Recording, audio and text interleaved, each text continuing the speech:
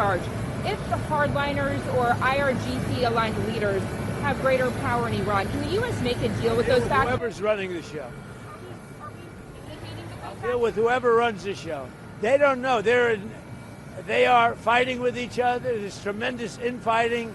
They're probably fighting for leadership. In many cases, I think they're fighting not to be the leader because we knocked out 2 levels of leaders. But I'll deal with whoever we have to. But there's no reason to wait 2 days, have people traveling for 16, 17 hours. And we're not doing it that way. We'll do it. When they want, they can call me. We have all the cards. We've won everything. We have all the cards. Yesterday you said to Reuters that we're dealing with who is in charge now. What changed from yesterday to today? Nothing. It's just that they gave us a paper that should have been better. And interestingly, immediately when I canceled it, within 10 minutes we got a new paper that was much better. What was on that paper, sir? We talked about they will not have a nuclear weapon. It's very simple. Look, that whole deal is not complicated. Iran cannot have a nuclear weapon. It's very simple. We want to beat China at the industry. We're leading with crypto. We're leading with AI. And I really feel I have an obligation as a president, I have to be able to make sure that all of our industries do well. Crypto is a big industry. It's become somewhat mainstream. The banks have it, people have it, and I think as the leader of the country, we want to lead in AI. And we're leading China by a lot in AI, and we're also leading in crypto. Yeah. Anda kembali di Breaking News, pemirsa. Dipimpin Menteri Luar Negeri Abbas Araghchi, delegasi Iran tiba di Islamabad, Pakistan. Namun tak disebutkan kedatangan delegasi Iran apakah untuk perundingan damai dengan Amerika Serikat.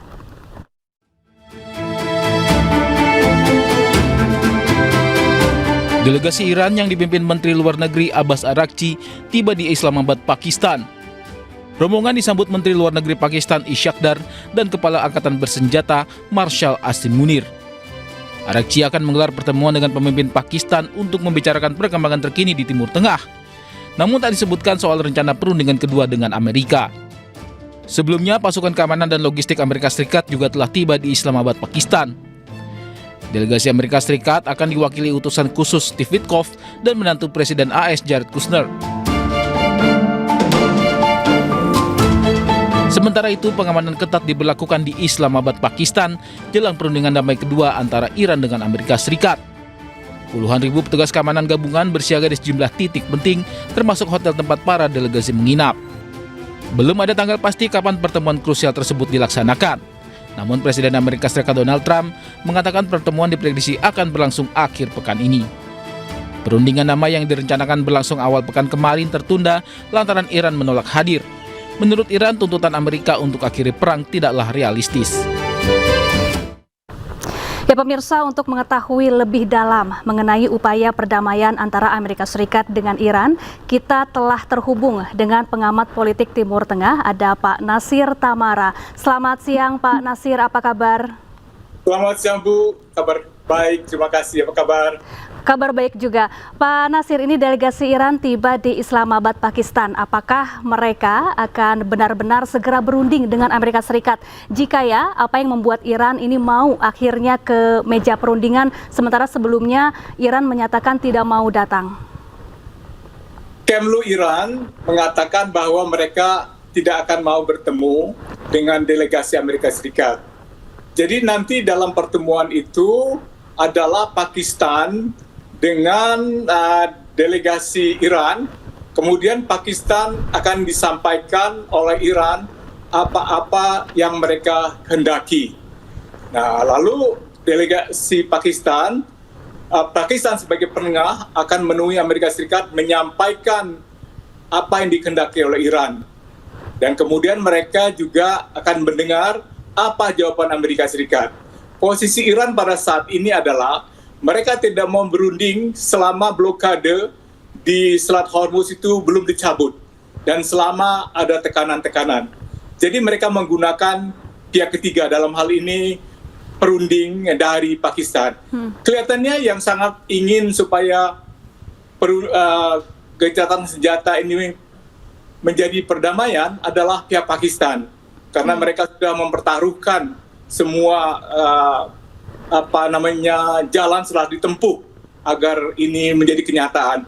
Namun Iran merasa bahwa mereka tidak bisa percaya pada Amerika Serikat karena kalau Jenderal Amir yang dari dari Pakistan yang jadi perunding mengatakan bahwa semua oke, tidak akan lagi ada gempuran dari Amerika Serikat. Namun bisa saja Trump mengubahnya karena tidak ada seorang pun yang bisa menebak apa yang ada di kepala Presiden Amerika Serikat. Ini risiko yang diambil oleh Pakistan. Seandainya Iran diserang oleh Amerika Serikat pada waktu perundingan sedang berlangsung, Pakistan pasti akan kehilangan mukanya dan kehilangan kredibilitasnya. Dan ini bisa saja terjadi. Karena itu kedatangan Menteri Luar Negeri Abbas ke Pakistan itu disebut dengan perjalanan ketiga negara, perjalanan ke Muscat, Oman, Turki, dan Rusia, dan Pakistan juga.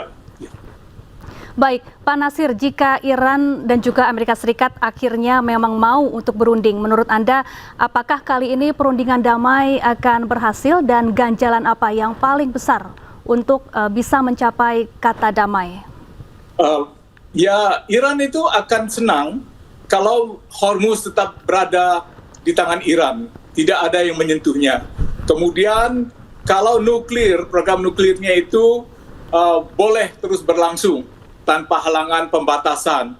Berikutnya, kalau ada pampasan perang, seluruh biaya yang telah dikeluarkan akan dikeluarkan untuk memperbaiki Iran yang rusak berat, itu harus ditanggung oleh penyerang. Berikutnya, Iran juga ingin supaya senjata misil dan semua senjata drone mereka tidak diutik-utik. Kalau itu sudah diterima, kemungkinan besar perdamaian itu akan terjadi. Baik, Pak Nasir, ini kan belum pasti ya kapan negosiasi tahap 2 akan segera berlangsung di Pakistan. Kalau Anda melihat ini Pak Nasir, apakah yang saat ini terjadi merupakan seperti pertarungan strategi, waktu, kemudian pengaruh dan juga ketahanan daripada pertukaran serangan militer? Ini kan ada perang psikologis juga. Sementara katanya utusan Amerika kan dalam perjalanan akan tiba hari Sabtu kan. Tidak disebutkan mereka telah tiba atau tidak kan. Jadi yang kita tahu bahwa hanya Menteri Luar Negeri Iran yang sudah tiba di sana. Seandainya mereka tiba, mereka juga harus menyampaikan apa yang diingini oleh Amerika melalui Pakistan. Dan itu harga mati bagi Iran. Iran sama sekali menolak untuk bicara langsung dengan Amerika Serikat. Jadi pada saat yang sama Amerika Serikat juga meningkatkan jumlah pasukannya dan jumlah senjatanya di Iran, di Timur Tengah, di Hormuz. Padahal perundingan lagi berlangsung. Amerika juga menyergap kapal-kapal Iran gitu kan. Iran juga melakukan pemboman terhadap beberapa tanker dan juga mengancam kebebasan untuk berlayar di Hormuz pada kapal-kapal yang tidak mendapat izin dari Iran. Jadi situasinya, bagi Iran yang dipegang adalah bagaimanakah mereka menilai rencana aksi dari militer Amerika Serikat yang sudah di pintu gerbang mereka, yang sudah ada di Selat Hormuz itu kan. Jadi kalau kata-kata Trump, mereka akan kurang mempertimbangkan. Jadi kenyataan di lapangan yang penting buat mereka. Jadi Iran siaga penuh. Baik. Iran siap berperang jangka panjang terhadap Amerika Serikat. Itu posisi Iran. Baik, terkait Selat Hormuz nih Pak Nasir, mengapa hingga kini kedua belah pihak baik Iran maupun Amerika Serikat masih mempertahankan situasi di Selat Hormuz, sementara ini tentunya sangat berdampak pada perdagangan maupun perekonomian global? Karena ini adalah bargaining chips, ini adalah alat untuk menekan, untuk tawar-menawar. Posisi